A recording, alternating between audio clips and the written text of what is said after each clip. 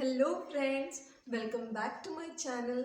मैं आपके लिए लेकर आ चुकी हूँ सबसे बिंदास वीडियो, जिसमें मैं आपको बताने वाली हूँ कि बेस्ट मोस्ट इम्पॉर्टेंट क्वेश्चंस जो कि फिजिक्स के हैं लाइन वाइज बताने वाली हूँ। कौन से कितने मार्क्स का है, मार्क्स वाइज मैं आपको सारे क्वेश्चंस रिवाइज कराने वाली हूँ प्रैक्टिस पेपर के, जिसमें आपका पूरा सिलेबस भी कवर हो जाएगा और आपके मोस्ट इम्पॉर्टेंट क्वेश्चंस भी कवर हो जाएंगे। तो वन बाय वन करके हम सारे क्वेश्चंस को अटेम्प्ट करेंगे।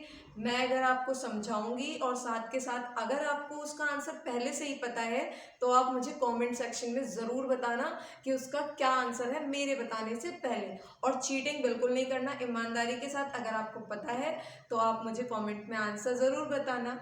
चलते हैं, देखते हैं हमारा सबसे पहला क्वेश्चन कि so let's see our first question. हमारा फर्स्ट क्वेश्चन कह रहा है the magnetic field inside long straight solenoid carrying current.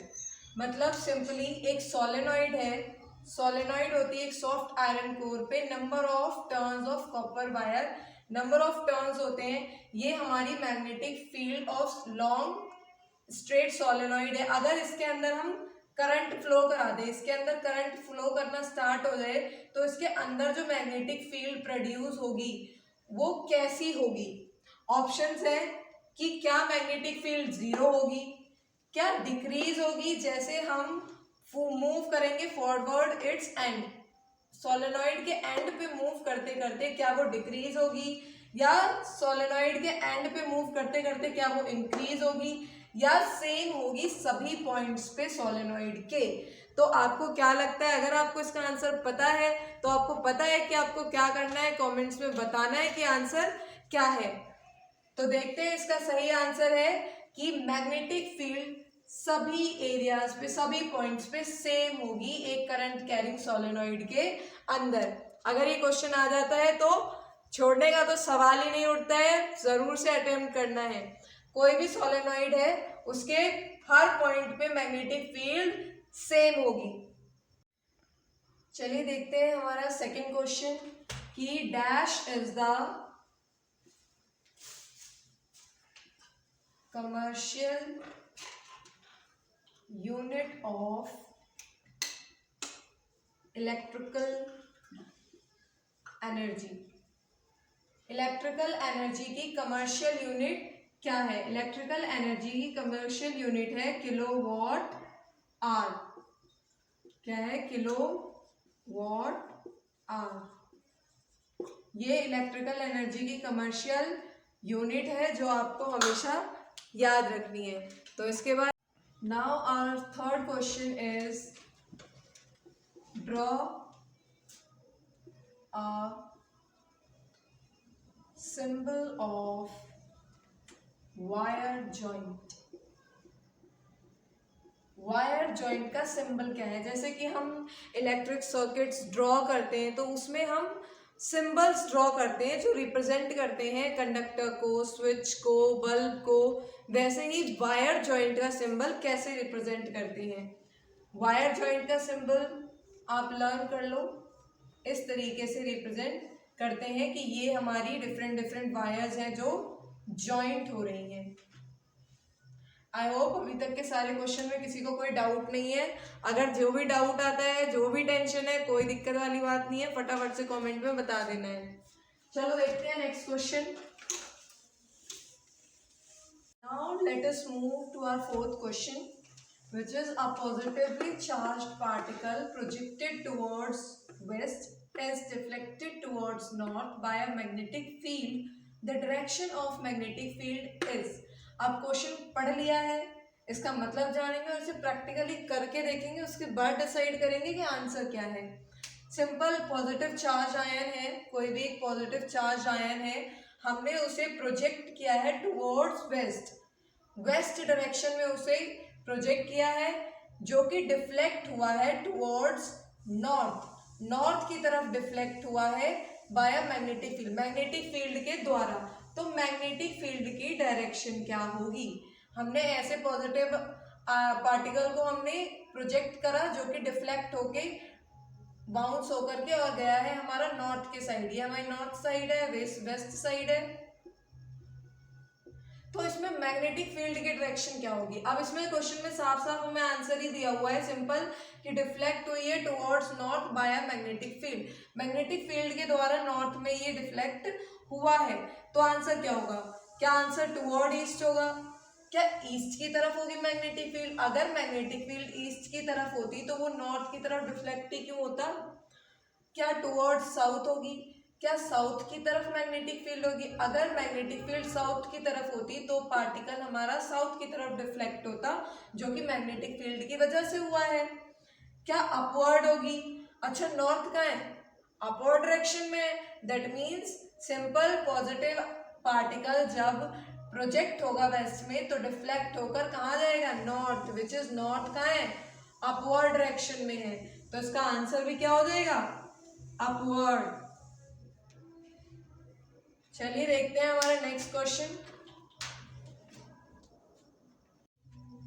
Late us move a further questions.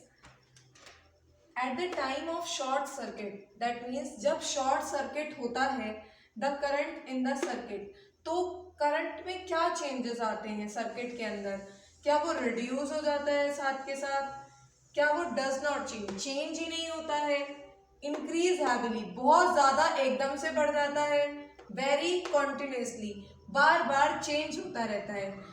जब शॉर्ट सर्किट होता है उस टाइम पे करंट की क्या सिचुएशन होती है सर्किट के अंदर, क्या वो रिड्यूस होता है, चेंज नहीं होता है, इंक्रीज होता है, या कंटिन्यूअसली वेरी करता रहता है, चेंज होता रहता है।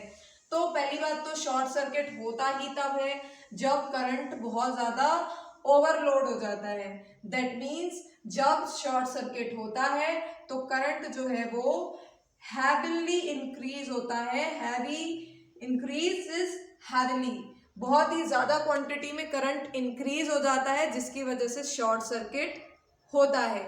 I hope I am clear to you all. Next है name the substance which has the highest refractive index. बहुत बार आता है, इंपॉर्टेंट है और सिंपल भी है, देख लो कि सबसे ज्यादा हाईएस्ट रिफ्रैक्टिव इंडेक्स कौन से सब्सटेंस का होता है। सबसे ज्यादा हाईएस्ट रिफ्रैक्टिव इंडेक्स डायमंड का होता है। डायमंड का क्यों होता है, because speed of light in diamond is least। Diamond के अंदर जो स्पीड होती है लाइट की वो सबसे कम होती है, यही रीजन है कि सबसे ज्यादा refractive index, highest refractive index जो है वो डायमंड का होता है। I hope I am clear. Next further questions पर मूव करते हैं। तो दोस्तों हम आ चुके हैं अपने 7वें क्वेश्चन पर, जो कि है a electron enter a magnetic field at right angles to its as shown in figure, the direction of force acting on the electron will be. देखो ये कोई लर्निंग वाला क्वेश्चन नहीं है, अगर आपको कॉन्सेप्ट क्लियर है तो आप आंसर बहुत ईजिली निकाल लोगे, अगर कॉन्सेप्ट क्लियर नहीं है तो हम उसे क्लियर करेंगे, ठीक है। इसमें क्या है कि हमें एक फिगर दे दिया गया है और बोला गया है कि आपको इसमें डायरेक्शन ऑफ फोर्स बतानी है जो कि इलेक्ट्रॉन पर लग रही है। तो फ्लेमिंग्स लेफ्ट हैंड रूल क्या था कि फिंगर्स को, अपनी तीनों फिंगर्स को परपेंडिकुलर रखना है एक दूसरे के, इसको इसके परपेंडिकुलर, इसको इसके परपेंडिकुलर, सारी एक दूसरे से राइट एंगल पे परपेंडिकुलर होती हैं, राइट। उसके बाद इसको लर्न कैसे रखोगे कि ये है हमारी मैग्नेटिक फील्ड M, ये है हमारी करंट C, और ये है हमारी फोर्स जो कि हमें फोर्स की डायरेक्शन बताती है F। तो सिंपल लर्न करने का तरीका, father mother children, father mother children, force magnetic field और करंट।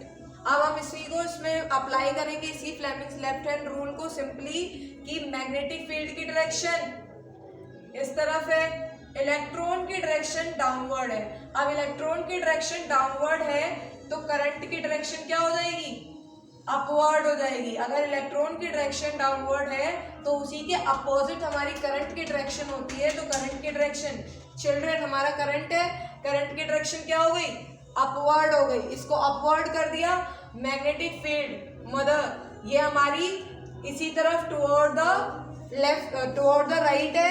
अब ये हमारी मैग्नेटिक फील्ड हो गई, ये हमारी करंट हो गई।